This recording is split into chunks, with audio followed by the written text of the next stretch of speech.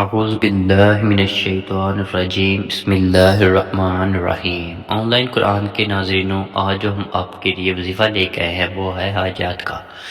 یہ آج جمعے کا دن ہے اور یہ آج کا دن یہ وظیفہ کرنے سے بہت زیادہ فائدے ہیں۔ جمعے کے دن کا خاص وظیفہ ہے۔ اول و آخر آپ نے 3 مرتبہ درود ابراہیم پڑھنا ہے۔ اس کے بعد آپ نے 100 مرتبہ بسم اللہ الرحمن الرحیم کو پڑھنا ہے۔ اس کے بعد آپ نے 7 بار یا ربنا یا ربنا یا ربنا پڑھنا ہے۔